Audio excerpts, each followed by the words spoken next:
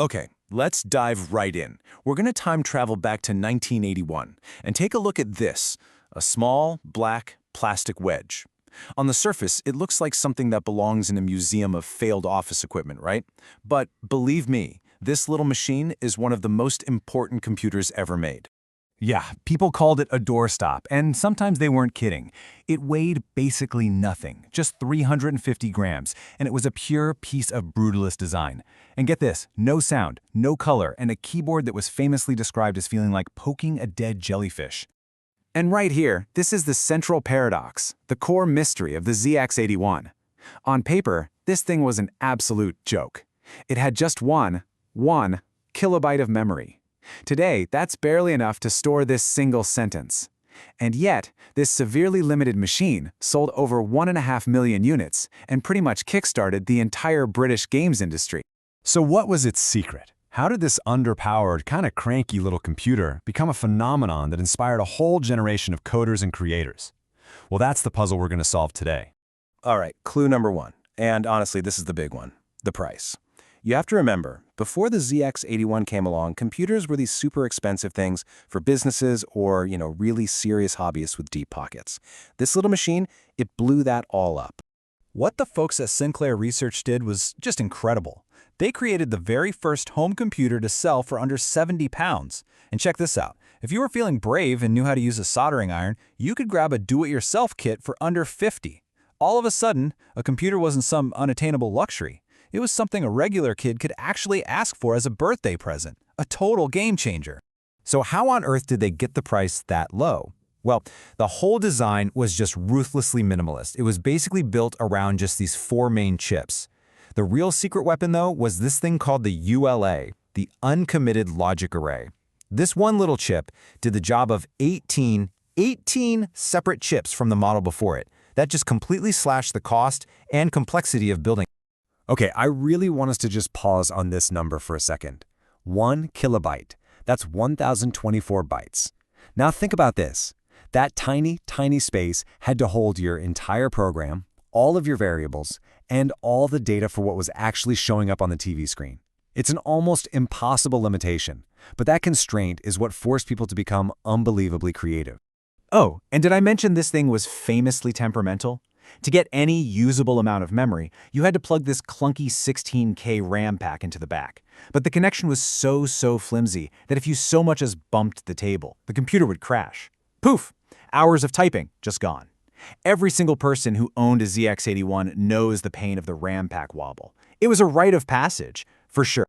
So the price was what got it through the front door. But the second part of its magic was that this wasn't just a machine for playing games, it was a machine for making things. In a lot of ways, it was really a school disguised as a computer. And you know that horrible keyboard I mentioned? The dead jellyfish one? Well, it turned out to be secretly brilliant for one specific thing: programming. You see, you didn't type out commands letter by letter, like print. Nope. You just hit the P key once, and the entire word print just appeared on screen. This was genius. It stopped you from making typos, sure, but more importantly, it saved a ton of that precious RAM, since each command was stored as just a single byte. All that cost-cutting also led to some really weird quirks, because the processor had to do 2 jobs at once, run your program and draw the picture on the TV. It had 2 different modes. You had slow mode, where it tried to do both, which, as the name suggests, was painfully sluggish, but then you had fast mode. In fast mode, it just gave up on drawing the picture. The screen would turn into this crazy blizzard of static fuzz, while the computer put all its power into actually running your code. Now, for the people who really wanted to push the machine to its limits, there were 2 magic words: peek and poke. These commands were like the ultimate cheat code. They let you completely bypass the simple basic language and just write numbers directly into the computer's memory. This was the key.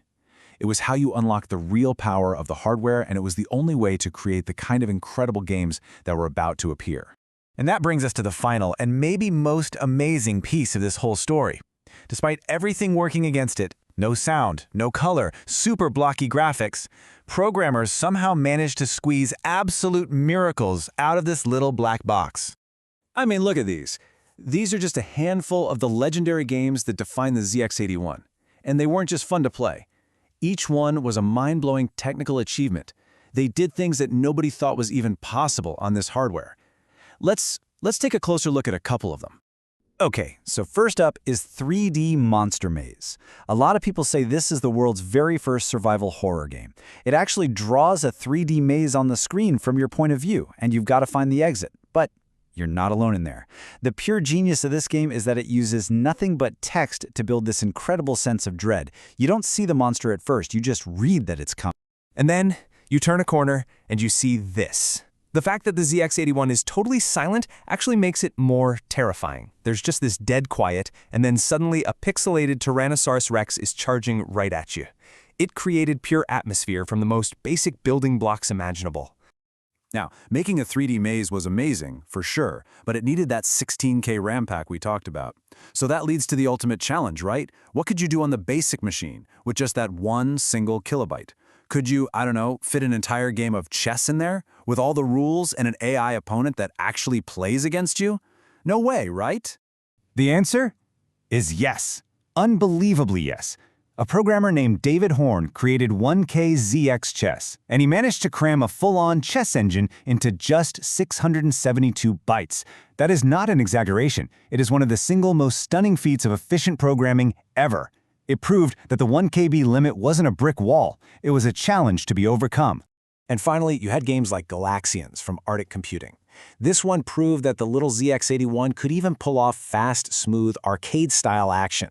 The programmers went deep, using raw machine code and timing everything perfectly to the TV signal itself.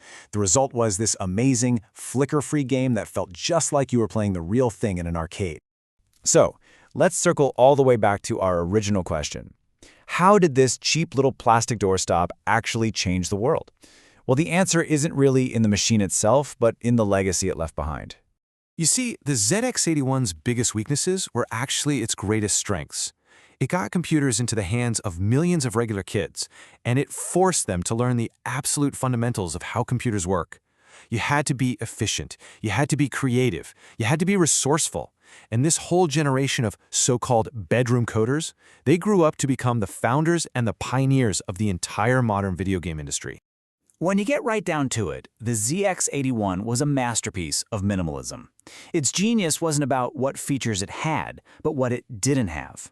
By stripping away everything that wasn't absolutely essential, it gave a whole generation a direct, unfiltered connection to the pure logic and raw creativity that sits at the very heart of computing. And that leaves us with a pretty interesting question to think about, doesn't it?